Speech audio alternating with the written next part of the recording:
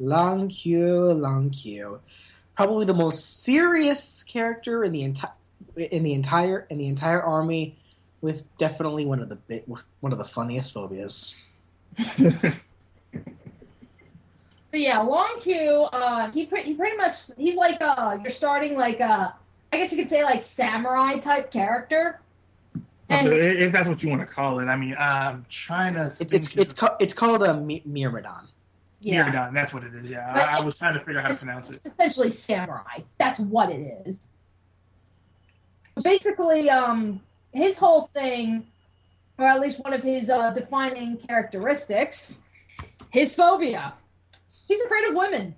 Yes, he's a very serious character. You know, he's very brute. He's like he's not hesitant when it comes to doing his job, but when it comes to girls, he's just like, back away, get away from me. And he's not gay or anything like that. It's just he's just scared of women, and his backstory explains that too. There is a backstory to his phobia, and basically anybody out there who's played Tales of the Abyss, you remember Guy's backstory and his phobia with women? The exact same thing. Basically, as a kid or growing up and everything, he was in love with this girl, and then like brigands and stuff attack. And she ends up dying horribly right in front of him, and he couldn't protect her. And it, like, scarred him so much to the point where it's like, his phobia, it's not so much that he's scared of women, so much as he's afraid that if he basically tries to get close to them, yeah, he's going to end up, like, some bad things are going to happen under his watch because he's failed people before. Right. So, essentially, a lot of Lon'qu's best like character development are with the women characters, because it's a lot about him just getting closer to them, and like Lyssa's like the best, because it's that relationship with him and Lyssa. Yeah, with Lon'qu's relationship with Lyssa. Apparently some hoodlums like decide to put a bounty on Lyssa's head for some money, like to literally kill her. So Crom hires Lon'qu to protect her. Lon'qu is fine with this. He just doesn't want to be anywhere near her. Eventually, it gets to the point where they do finally attack. Lon'qu gets hurt in the process of protecting her, but does eventually protect her, and does protect her. So he saves her life. Mm-hmm. And because of that, like right afterwards, Lyssa's like, "You're not going to want to hang out with me anymore, are you? Now that I'm safe." And Lon'qu's like, I guess we can hang out. Now, there is another relationship that I actually did recently that I found to be really interesting, because, if you start pairing Lon'qu up with other people, usually, yeah, he's very hesitant. He wants nothing to do with them and everything. He has to, like, gradually build into it. There is one relationship, though, where it's not like that at all, and that's with the girl that I like pairing her up with, Virian. And that's because they both pretty much come from the same kingdom. So there's already a common history. So immediately when she starts talking to him, he's conversing to her back. So he's not like freaking out or anything. They're just having a normal conversation. I mean, he does mention, I still want you a little bit away from me, but he's not afraid to have a conversation with her. She's the only character that I've seen like that. Yeah. Essentially. But yeah, I mean, that's like, yeah, Lon'qu's got, he's got some pretty funny things just because of his phobia with women. Though I think the funniest one is actually with Muriel, because Muriel, like we mentioned before about Muriel, she's fascinated by certain things, so she finds his phobia of women fascinating. So she actually purposefully puts herself into dangerous situations around Lon'qu to where he has to keep on saving her. When he eventually catches on to this, he's like, "Wait, you're doing this on purpose? What the hell? I'm not okay. Fine then. Next time you do this, I'm not going to save you." So Muriel's like, "Okay. So what's her next plan?" He puts a bunch of statues of naked women into his tent. What? Each and every one of them. And just like, what okay. the hell, Muriel? Wait. Okay. I don't think I heard that right. What? Muriel, when Muriel realizes that Lon'qu won't save her anymore because he finds out that she's putting herself in danger on purpose, she puts a bunch of naked statues into his tent of naked women. Oh, okay. All right. I thought I was going crazy there, but okay. Yeah, remember, Muriel's not crazy. She's doing this for the sake of science. That's I funny, have actually. that relationship next time. That's actually really Oh funny. my god. Oh man.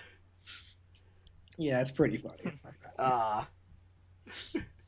So yeah, Lon'qu is just a very distant guy, but he won't hesitate to protect the ones he likes. So Yeah, and I guess as far as battle goes and everything, I personally use him a lot. yeah, he's very strong. Yeah, he can be pretty broken if you use him right, especially considering Myriadons have the highest critical hit ratio of any class in the game. Not to mention they have one of the best abilities, which advantage, which means if they have half health, they're guaranteed to go first. Mm-hmm. Yeah, so I mean, pretty much. Yeah, I mean, he deals, he deals in crit damage all the time, and he hits hard. So it's always like, why would you not use him? And thus, Not to mention they start him out with a weapon that's guaranteed to crit. So that's where it's like, that's why I think I end up using him all the time, and I always end up, doing different social links and stuff with him, is because I use him all the time. All right. With that being said, we'll go ahead and move on to the next character, the youngest of the group. I confess, I do have feelings for... Gods, must all these emotions be so vexing?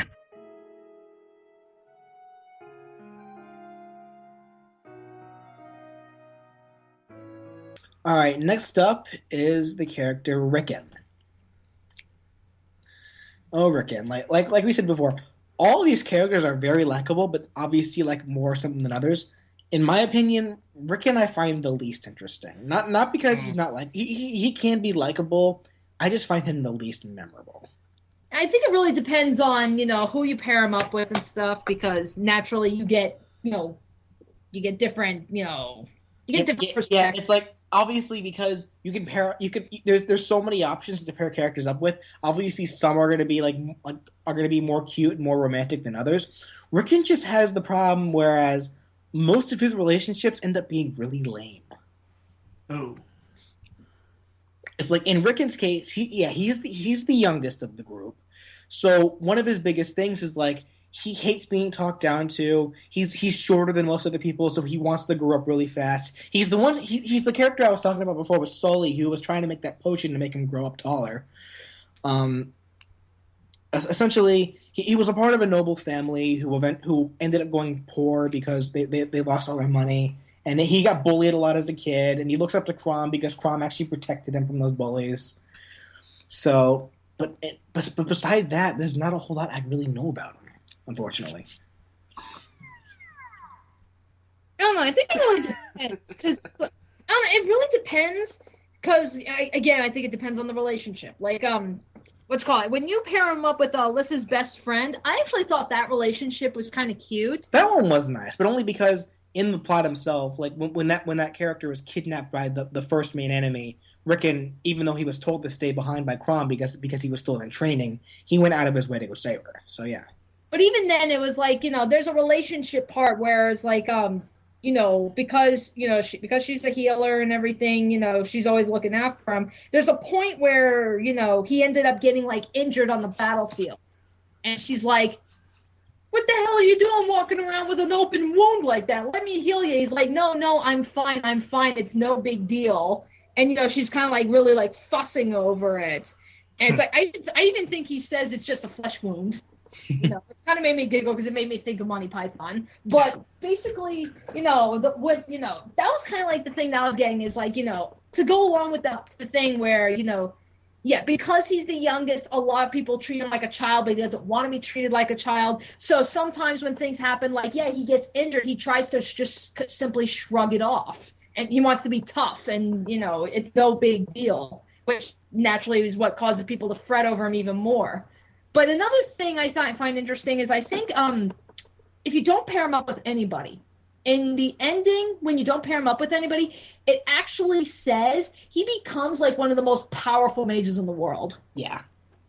And he can be. I mean, it's like if you use him in battle and like really build him up as a mage, he can be really good. It's actually really sad that I just realized. What? Ricken is a character who is very short and has having growth problems and bully problems and is very uninteresting. Aw. I'm a lot like him. Aww. I'm actually a lot like him in a lot of respects. I have a lot of problems. Or at least I did when I was younger, but sad face. And I said that he was the most unmemorable to me. Well, Spoiler alert! Well, the next time you go to some kind of convention, I know who you're going to be cosplaying as. Can we Oh God. Can we move on to the girl that we've been talking about, please? The Miss Priss. Can we move on to the Priss? Why not? Oh, okay. I wish I could throw my arms around you and never let go. Just wait for me to get a little taller, okay?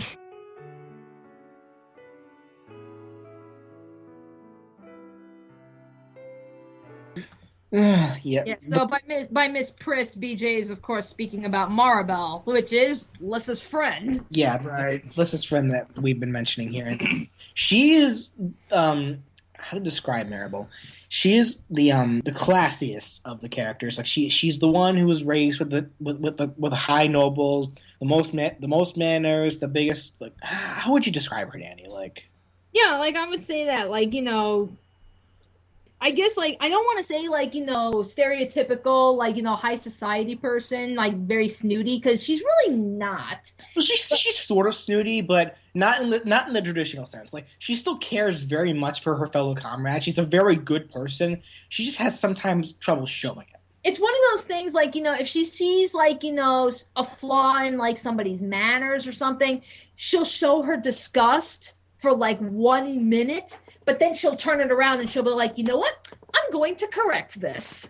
And she works with them. Yeah, she'll make it her mission to essentially help other people to be more like her.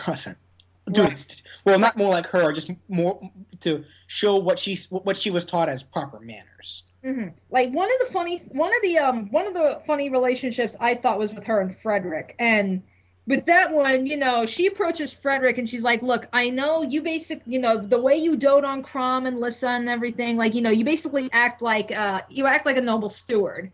And, you know, she's like, I want you to teach me, you know, everything you know, so that, you know, when the war is over and we go back home and everything, you know, I can start teaching my servants to be as noble and proud and caring as you. So he's like, okay. So he starts, like, teaching her things like, you know, how to properly make tea and how to do, like, all this other etiquette and everything. And she's, like, struggling with it.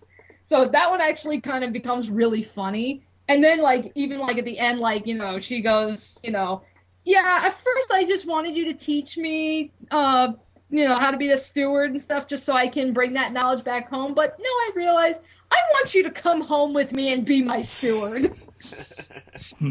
So that one was actually cute. And that's how they get. But it's like, yeah, her best friend is Lissa. And, you know, I guess, like, you know, kind of like with how Frederick is very protective of Crom, Maribelle is very protective of Lissa. I mean, it gets to the point, like, in one of her conversations with Crom even has to, like, tell her to back off because, you know, she's saying, you know, oh, all these men are just, you know, they're talking to her and everything, and I just know they're up to no good. Yeah, but for very... And Crom is like, I think Lissa can take care of herself. You know, you got to let her make her own decisions and stuff. She's like, nonsense. I'm protecting her from, like, all these, like, horny old men that want to just, you know, have their way with her. And he's like, they're just saying hi. Yeah, but Maribel's reasons are very different than Frederick. Where Frederick feels obligated to do so, Maribel does it because Lissa is her best friend. And it's more so, we get more into that too, because it's like, we find out when Maribel was very young, she was a very lonely child. No, because she was a noble, and because she was sort of snooty, no one really wanted to be around her. Lissa was the very first person who came up to her and was like, hi, with a big smile on her face, who openly wanted to be friends with her. And Lissa was the first real friend that Maribel ever had. And because of that, you know, Maribel wants the best for Lissa. Right. So yeah, it's like And actually, Maribel actually was the first character that I had my avatar marry. So Okay. So and that one is kind of cute because it starts off with like Robin trying to teach Maribel how to like talk in slang, but then like Maribel tries to teach Robin how to talk more etiquettely, and then like when it comes to proposing, Robin asks Maribel, is like, so tell me, Maribel, how would I go about proposing to a girl in proper etiquette?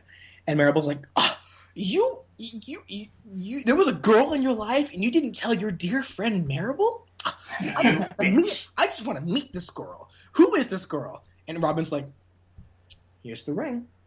And Maribel's just like, you bitch. Excuse me? And then actually, hold on, let me keep talking about her. I'm gonna pull up her support. I personally thought that was like one of the cuter social links support conversations that you have. I just keep calling it social links just because I'm a big Persona nut. Yeah, social links. Yeah, thanks, Danny. Anyway, I did find that to be one of the more cuter support conversations that you have in Fire Emblem Awakening. Mm-hmm. Okay. Yeah.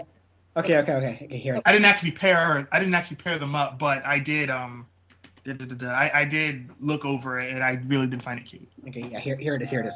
My lord, you saw to the very core of my heart, and may the gods help you if you break it. Oh God. I remember that. Oh, you are fucking doomed. Yeah. By the way, those lines that I've been playing over the mic, those are only said if a character is married to Robin. Yeah. Those are pretty much the only things I'm mostly familiar with. Yeah. Right. All right. So if you fuck up what's going on with me, then well, you're gonna die. Well, which sucks that they didn't come up with stuff like that for other characters that you decide to marry off. What's that? Like, you know how you can like marry other characters to each other aside from Robin, but they didn't. Well, the reason why they do it only for Robin is because you're supposed to be Robin, so it's like. I get it. You're supposed to be Robin, or the Avatar more specifically. You're the one who gets like the closer insight because this is your new husband or wife. So I get it. All right. Well, and it's also, and I got to admit, I know this is way later, but what's called when you meet her kid.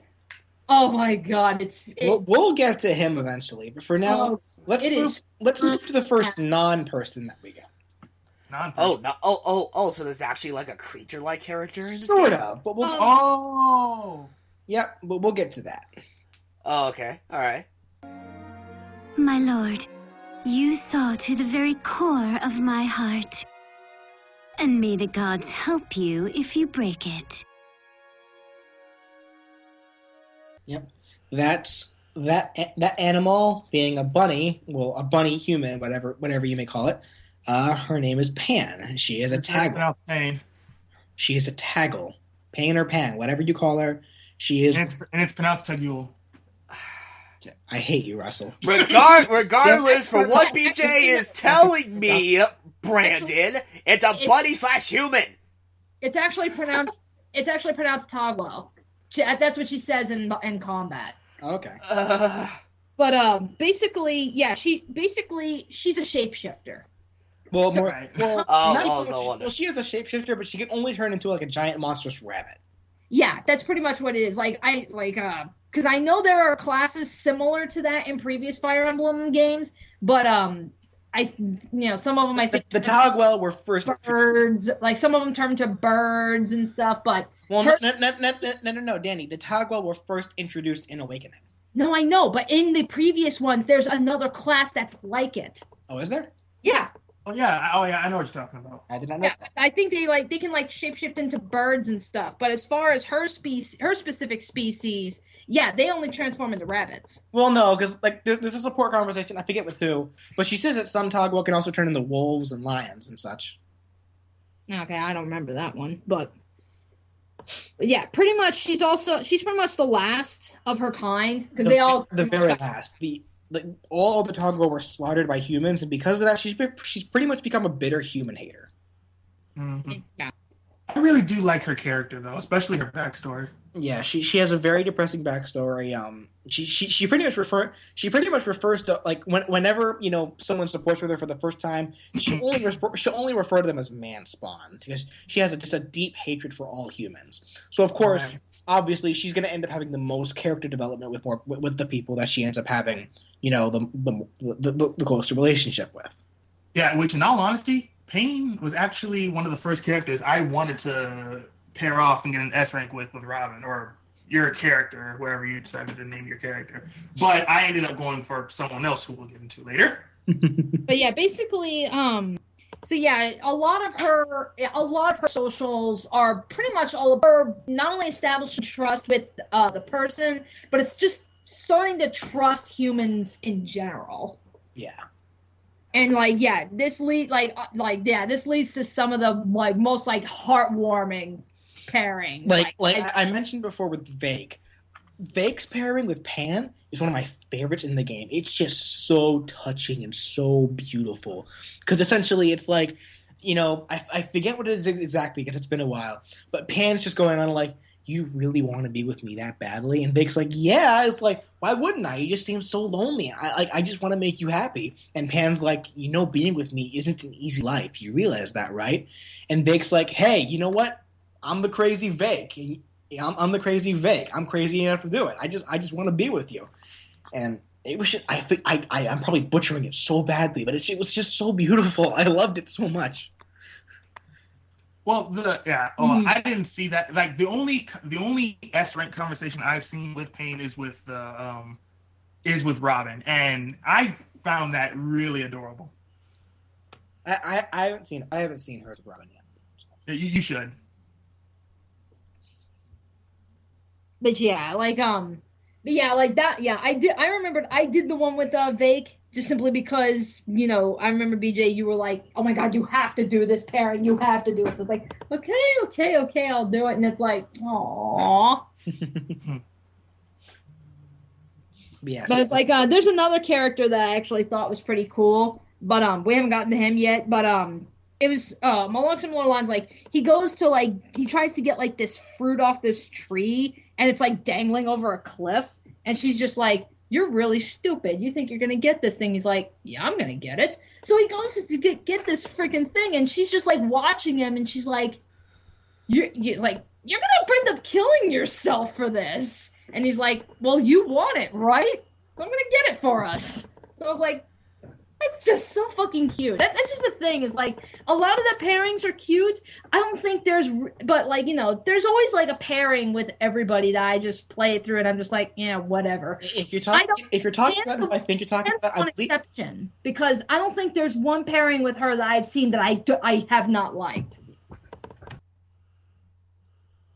Well, there was that one with Ricken. I did just recently pair her with Ricken, and like I said, Ricken kind of has the curse of having a lot of the lame ones. Okay, yeah.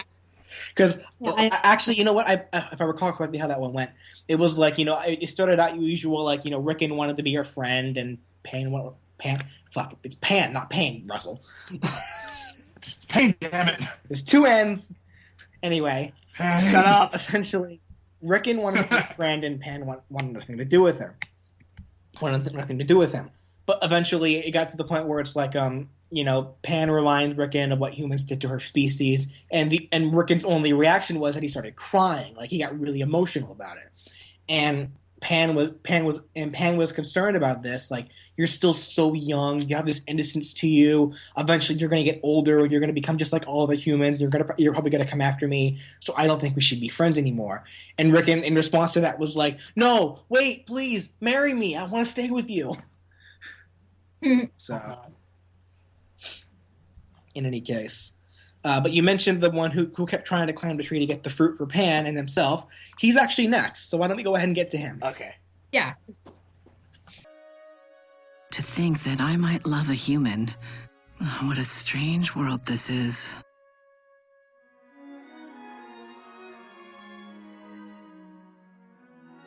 Alrighty, now it's time to talk about Gaius. Yep, the fierce knight. Oh shit. Sorry. What? No. There's a bad joke. No. That's a bad joke. Anyway, Gaius. Gaius. Who's He is the first thief we recruit, but he is not your typical thief. In fact, his introduction alone makes me want to use him every time I play this game. It's like he's the first character you encounter who's actually on the enemy side. And if you can get to him before you win the battle or before you kill him with Chrom and have Chrom talk to him, you can actually recruit him to your side during the battle. But here's the thing, though. He's a thief. Chrom instantly thought, okay, we'll lower your weapon, and Gaius is like, okay, you have something to give me? I'll come to your side. He's like, okay, what do you want? Gold? And then Chrom's like digging through his pockets, and then Chrom like pulls out a bit of candy, and Gaius is like, wait, what is that? It's some candy. My sister gave it to me, but I'm still looking for it. No, I want that candy. You give me more of that candy, and I'll join your side. Gaius has a sweet tooth. He is a candy and sugar lover. Oh my god, that's seriously I'm sorry, it's like that is the greatest twist to any thief character. Even if you look at his character design, you see he's got like lollipops and all kinds of treats in his pockets. Yeah, it's like he designed his coat to have like stashes of all this candy and sugary treats. Essentially, it's like in fact, the term "taking candy from a baby," he does that. Oh god damn it! He seriously goes that far just because of his sweet tooth. Yeah, wow. he's in like Danny mentioned before with Panne. It's like Panne mentions this fruit that's really sweet, and he goes out of his way to go get it because it's sweet, and he loves sweet things. But then Gaius overall, I do have to say though, yeah. Now that's I guess as far as his character, as far as backstory goes, you get a lot of it when you pair him up with Maribelle. Yes, and that was actually the most recent one I did. And yeah, I loved that relationship so just because you got we find out back. Yeah. Gaius, while he's a thief, he's been convicted of crimes and stuff like that. He is actually a really great guy too. We find out, he's actually been selling stuff on the side to actually help fund the war. Similar to Varian, except he's actually selling stuff on the side.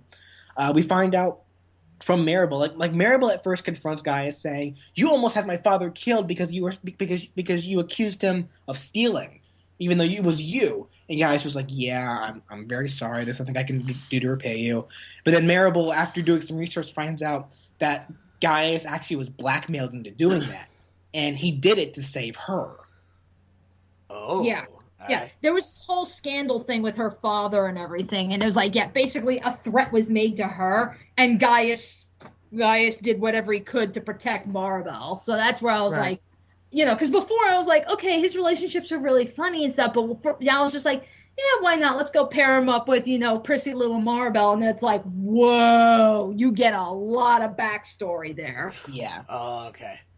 I also like, just in general, a lot of the supports. Like, he is another comedic character, but in general, he's a character that also shows that does show a lot of backbone to a lot of characters. Like his support with Chrom, I really like, because Chrom's like, I really envy you, dude. Like you get to go out and explore the world and do all this fun stuff. I'm just stuck in a palace, and guys, like, really. You get a bath every night. You get all this pampering, and you call me lucky. What the hell, dude? He also likes to give people nicknames. Yeah, that's what, like he calls Chrom Blue. He calls Robin Bubbles, and like what else? Lissa. I think he just calls Lissa like Princess. Yeah, he calls one character another character Sunshine, like ironically considering who she is. But yeah, essentially all that. But yeah, Gaius probably like he is another one of my really favorite characters.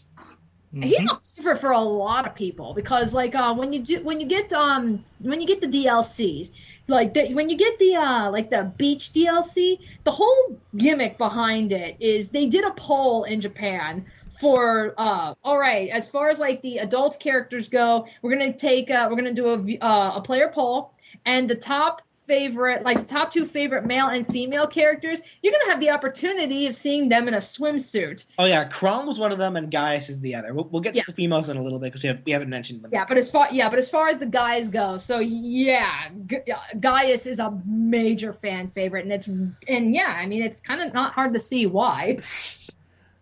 It is funny though when like during that whole thing when he's like trying to put on the swimsuit, it's like crap, I'm losing all my candy. Because he has to take off his cloak in order to put the swimsuit on for the merchant, but all his candy's like falling out of his pockets. He's trying to pick it all up. So. Yeah, I mean that's like even like the picture, it's got him holding all the candy. Oh, gee, with this tight swimsuit on, I hope freaking. This swimsuit has candy prints. God damn it! God damn it! I almost made. I stopped myself from making like some hog Tootsie Roll joke with his flip trunks. God damn it! Oh Lord! All right, I think that's our cue to move on. Yeah. Sweet. I have all the money and gold in the world right in front of me. Oh, hey, a Jolly Rancher. No, Guy doesn't care less about money. He just wants candy. Okay, I kind of had a feeling. All right. Anyway. So let's move on to Miss Perfection. Oh boy.